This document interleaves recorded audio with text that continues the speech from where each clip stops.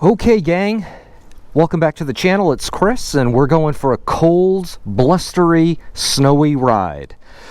Not because we really want to, but because we have to get groceries. And I think it's just going to get worse. And of course, the Spyder is a mess again. I had a 20-mile ride last night. And, oh, trickle charger. I almost forgot the trickle charger one time and put the motorcycle in reverse and then quickly realized, oh, you're tethered, dude. You need to untether before you pull away.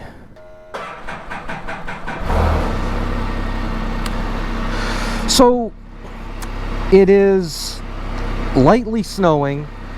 Snow isn't going to be the issue. It's just a dusting on the ground, and the streets have very little, if any. I looked out my window, and it looks like the cars are helping just keep the snow at bay on the streets. But the wind is really howling. I think it's gusting up to 35 miles per hour. It's in the high 20s. The Spyder says it's 39. I'm telling you right now, my phone is in my pocket, but I believe it's 27, and because of the wind gusts, the real feel index is much lower than that. But that's okay. This is kind of almost embarrassing, but it's kind of wet out because of the blowing snow, and I imagine some moisture is going to get kicked up from the tires. And I thought about just putting my rain pants on, but because it's so cold, I put my Helly Hansen ski pants. I haven't skied in years. I mean, 2 decades actually I haven't skied. But for some reason, even as a minimalist, I save these ski pants and I use them when I'm shoveling and whatnot. And we've got blustery snow. But I will occasionally use them when I'm riding the Spyder. Now, I am going to be a little embarrassed if I see anybody in the grocery store and I'm dressed like I'm going skiing. But that's okay.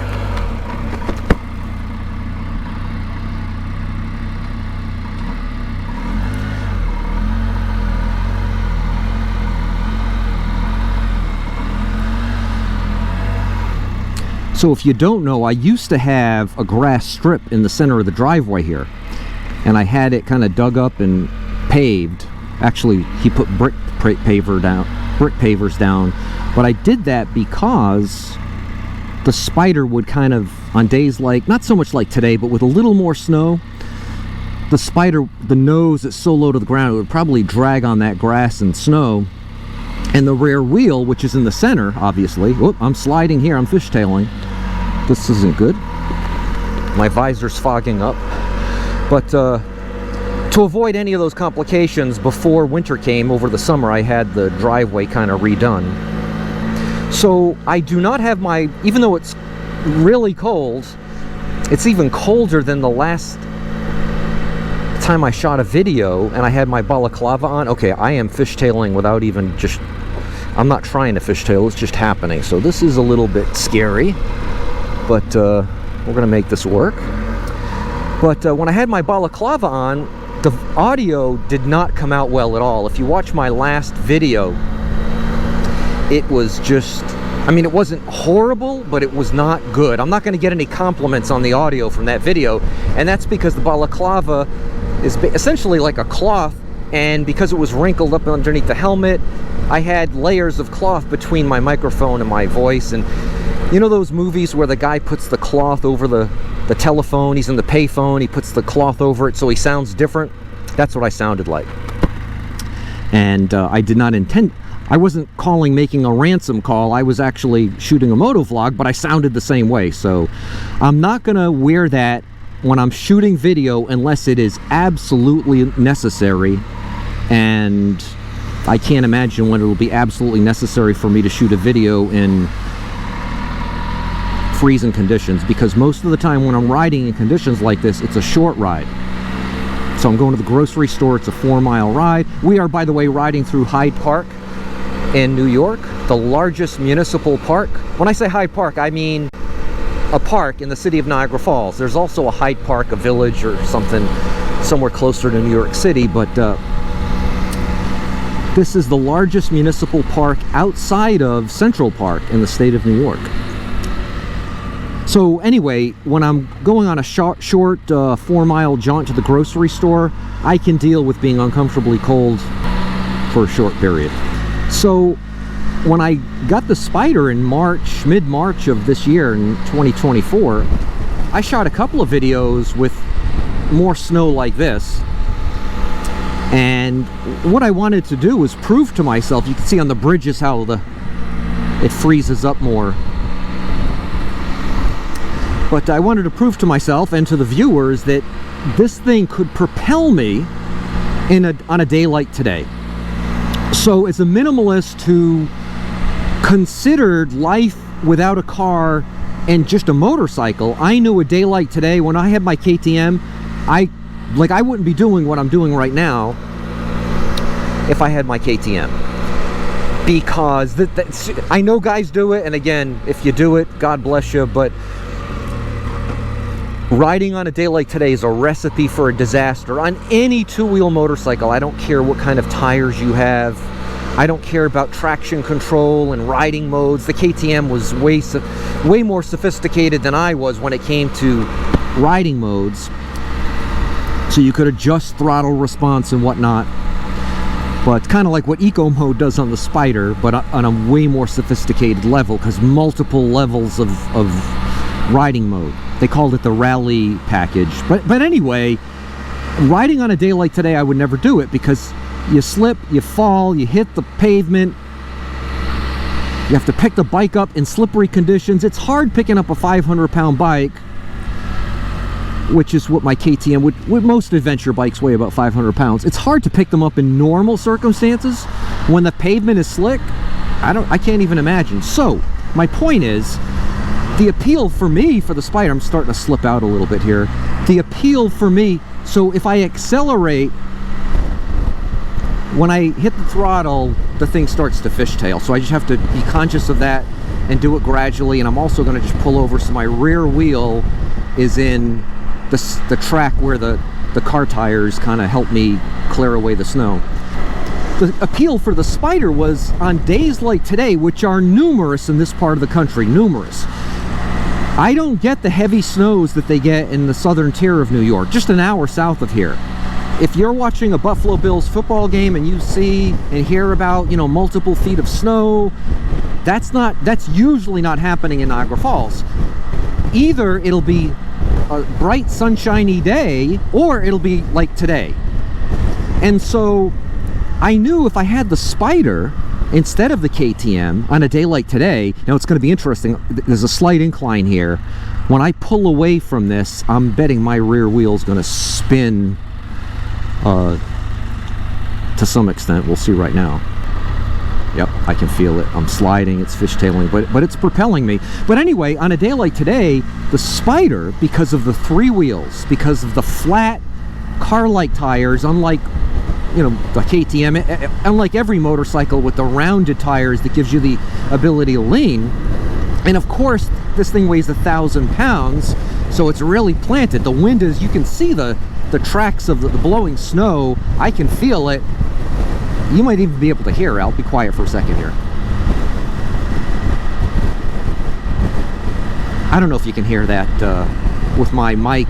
My microphone's inside the helmet, so maybe you can't. I don't know, but I'm going to just pull over here so these people can pass me, because I do not want to go too fast on this bridge. This is, believe it or not, the only hill that I have to traverse. Actually, there are 2 bridges like this in Niagara Falls that I'll occasionally have to ride over, and they are the steepest hills in Niagara Falls because it's a very flat terrain in the city. Now, if I lived in the south towns where they get, you know, heavy snows, not only do I have to deal with what I have to deal with the heavy snows, but I'd also have to deal with topography, because it's a very hilly, and I've taken you down there on multiple videos where we've gone riding through the, you know, twisties and the hills of the southern tier. I wouldn't be able to traverse those hills even on a day like today, I don't think. So anyway, the appeal for me for the Spyder is, wow, I wouldn't have to take an Uber to go to the grocery store, or I wouldn't have to call Instacart on a day like today. I could just take the Spyder out. But I didn't know that for sure until I bought the Spyder, And in mid-March, we got some days like today, and I went out on them, and it could propel me, just as we're moving here, right? We're 3 miles into a 4-mile journey, about 3 miles into a 4-mile journey to the grocery store, and we're gonna get there. The concern was either with the two-wheel motorcycle that well, one, I wouldn't even do it, but if I tried it, I'd kill myself, or certainly embarrass myself. But with the Spyder, the concern was that it just wouldn't move. This is not perfectly safe, I will tell you that. I believe in Quebec, in the province of Quebec, that it's banned. Like, I don't think I could do what I'm doing right now in the province of Quebec, and I believe I've got a couple of viewers who can confirm or refute that. Maybe that's conditions, maybe it's seasonality, maybe there's a fixed date, I don't know, but there's some sort of restriction on riding these vehicles in the winter in the province of Quebec, and I believe that that's just Quebec. I don't think that's Canada-wide. I've got plenty of Canadian folks in the audience. Just chime in on that. But I will tell you, just as I was back in March when I did my first couple of tests in adverse conditions, on a day like today, I come into the grocery store, go into a restaurant, go into a coffee shop, running an errand, the Spyder's going to work just fine as long as I'm cautious. Now, before I bought the Spyder, I watched a few videos because I wanted to get some sort of confirmation before I bought the Spyder. Hey, how does this thing do in the snow? And there are a few videos out there of people riding in the snow, but most of them were people who were kind of playing in the snow. They were deliberately doing donuts in the parking lot and spinning out, as opposed to like trying to get somewhere and literally working hard to make sure they could get somewhere reasonably safe. I didn't see anything like that at all. There was a cool video of a couple of guys, I think they might have been in a park somewhere, but they were on like a hill. Not a steep hill, but an incline, and the rear tire was spinning. They were having trouble climbing the hill, and that was kind of instructive. Not surprising, because again, this is one-wheel drive, it's rear-wheel drive, and the tire is not particularly snow-worthy. So when I just climbed that hill that we just went over, the railroad overpass, I didn't know what was going to happen, but we did it, and it was fine. I will tell you, without the balaclava, I think mostly because of the wind, it is cold. So my neck is definitely feeling it. This LL Bean parka that I'm wearing does come up much higher than my riding jacket to protect my neck, but I can still feel the cold. The balaclava, not only does it cover my head, most of my face, other than the hole around the eyes, like a ski mask, but it also has a long portion that comes down over the neck, and so I kind of bunch it down underneath my riding jacket or my parka, and so my neck is really warm. Day like today, again, I can deal with it. It's not a big deal, but I would certainly be more comfortable with that balaclava. If you do ride in cold weather and you don't have a balaclava, I would do some Googling, because it's certainly an accessory to consider. And I am not at all advocating that anybody riding conditions like this, with a Spyder or not, this is not perfectly safe. I feel comfortable. I'm only staying in the right lane despite the snow, because there are people who are probably going to want to move faster than I am in these conditions. If I was a car, I'd be one of those guys, right? I'd be in the left lane.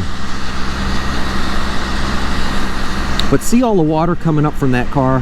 That's what's going to make it so difficult for the Spyder to keep clean in the winter.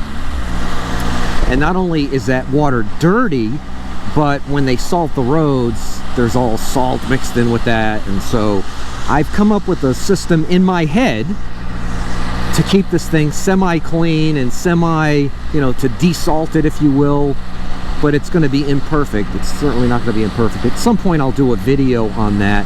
The weather forecast is frigid temperatures for the rest of this week. I'm shooting this video on a Wednesday. Frigid temperatures for the rest of this week.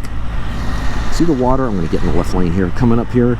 So that also is kicking up onto my pants, onto the Spyder. But next week it's going to be in the 40s. And so my plan throughout the winter is, when we have those days where it gets into the 40s, I'm gonna hose this thing down just thoroughly.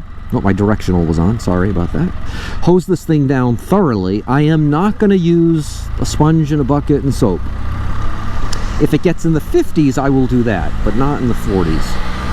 And so that's the plan, to keep this thing clean and to get as much salt as I can. The problem with the salt is the undercarriage. I could ride my KTM in the winter, not on a day like today, and I wouldn't have to really worry about salt, because I could hose it down on those 40-degree days and get every nook and cranny of that engine and of that, you know, of all of the components that make up the motorcycle. So many of the components on the Spyder are covered up with the plastic, because it's got such a wide stance, which is awesome, which is what gives it its incredible stability, but it makes it difficult to get underneath it. I'm going to do my best with that hose nozzle and spray the heck out of it. So I am going to head into the grocery store. I appreciate you for coming along on the ride. If you've got any thoughts on riding in the winter, riding in the snow, anything we've talked about, come on, dude, I'm letting you go. Please comment. If you have liked this video, oh, I'm fishtailing a little bit, sliding a little bit, that's okay. Oh, the grocery store is empty. Awesome. No one's going to see me with my embarrassing ski pants on. This is awesome. If you like the video, please hit the like button. If you don't subscribe, please do so. And until the next video, you have a great day.